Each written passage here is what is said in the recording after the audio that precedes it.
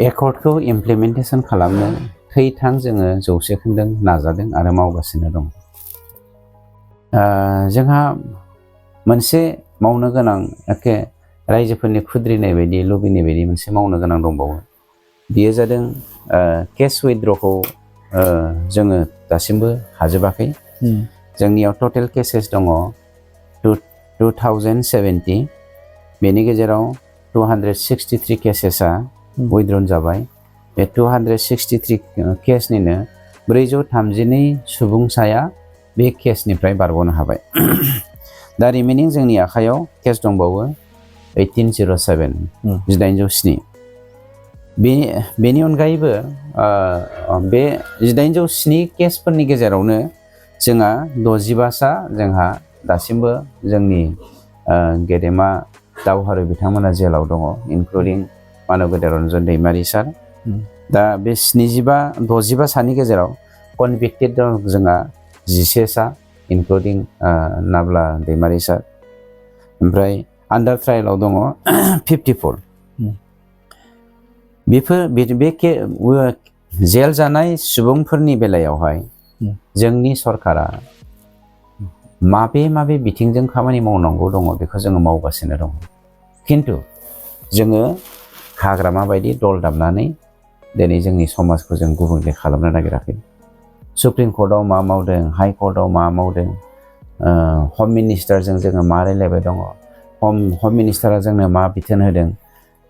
Government of आसामनि हम minister आरो चिफ मिनिस्टारनि दायित्वआव थानाय मानाव गेदेर जोंनि डक्टर हिमन्त बिश्व शर्माया जोंजों मा सावरायदों, बिथाङा मा बिथोन होदों। बावैसोनि गेजेरावनो हिमन्त बिश्व शर्मा सारा बिथोन होनाय बायदियै NIA नि बा मा होनो CID नि CBI नि केसफोरखौ उइथड्र खालामनो थाखाय मा खामानि मावगासिनो दङ बेखौ जोङो सोरनिबा सिगां सोरखौबा बै मा होनो थुनथुनि बुरिफोर बायदि बानसावग्रा बायलाग्रा मानसिफोरनो मिथिहोनानै जोंनि समाजखौ जों गुबुंले खालामनो नागिराखै। नंखायनो जों माखासे बुस्थुखौ मिडियायाव दिनैसिम फकास खालामनो गोसो जाबाबो खालामनो हायाखै, जायनि जाहोनाव दिनै मा होनो अपोजिसना जोंखौ बखिलागासिनो दङ। आरो बेनि अनगायैबो जोंनियावहाय मार्टियार्सफोर दङ, NDB नि मार्टियार्स 3111 सा। बिनिनो एक्स ग्रेसियाखौ जों खेबसे 440 होखांबाय, खेबसे 201 होखांबाय आरो खेबसे 200 होबाय। बाखिया प्रसेसआव दंगासिनो दङ। ओमफ्राय रिहेबिलिटेसन होबाय जोङो 4203 सा। दासिम हार्डकर केडार 678 साया ओरैनो रेडि जानानै दङ। जानो हागौ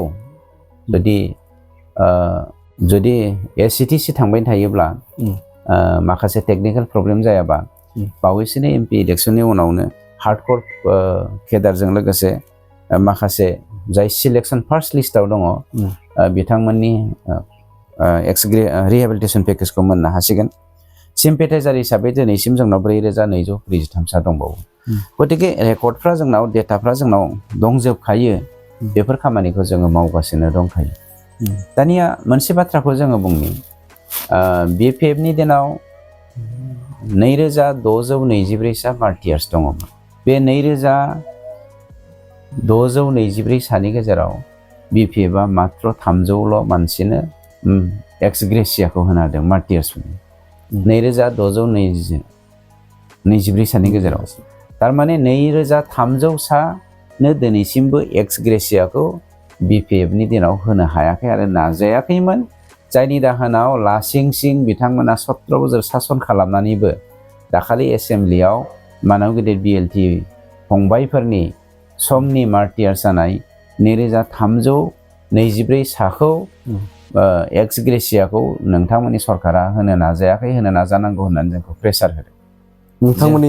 जोंखौ जोंनि खुंथायनि दिनाव बिथांमोना होनांगौ होननानै प्रेसार होदों। माबे जुक्तिजों बुंदों आं बुंनो हाया। आरो बयनिख्रुइबो मोनसे लासिं जुक्तियानो जादों मार्टियार्सफोरखौ लानानैथ' जों मालाबाबो राजखान्थि गेलेया। जोंहा जेब्लायबो श्रद्धा दङ। सोरगोआव बिथांमोननि जिउआ आलो गोजोन थाहैथों आरो बिथांमोननि जिउमाया आयराखि गरायाव गाखोनानै जोंखौ जेब्लायबो दैदेनलायबाय थादों, बेखौ जोङो आसा खालामदों। दानिया मोनसे बयनिख्रुइबो लासिंसिं बाथ्राया जादों जै बर' हारिनि जै बड'लेण्डनि होननानै बुंदों। जाय हाग्रामानि दैदेननायाव बिपिएफआ बर'लेण्ड मुभमेन्टखौ फोजोबस्रांनायनि मोनसे प्रजेक्ट लादोंमोन, जायनि जाहोनाव माखासे एजेन्टफोरनि थ्रुयैदि बिथांमोननि सासननि दिनाव बर'नि गेजेराव बिदा फंबायनि गेजेराव ब्लाडसेडआ बारा जादोंमोन, बेफोरखौ दिनै बर' रायजो राजाफ्रा बावगारनो हाया।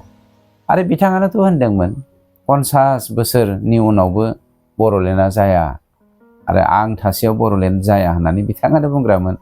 बबे खुगाजों दिनै बिपिएफआ बर'लेण्डनि बाथ्रा होननानै जै होदों, जै बर' हारिनि जै होननानै बुंदों।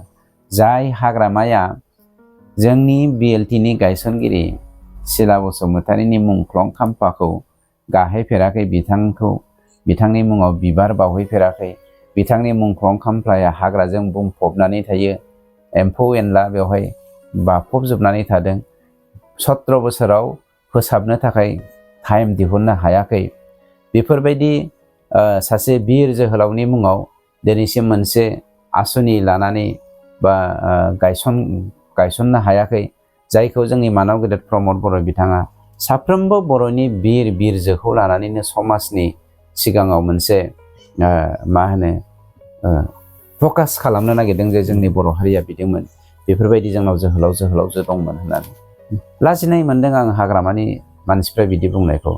गतिके बिथांमोना जि आखाइजों जोंनि समाजखौ फोजोबस्रांबोनो नागिरदोंमोन, बे आखाइजों दिनै गावनि खुगाखौ हुस्लिमनानै खुगा खख्लामफिननानै जै बर' हारिनि होननानै बुंनाया मोनसे सावनि फारिसो नामा होननानै आं सानो।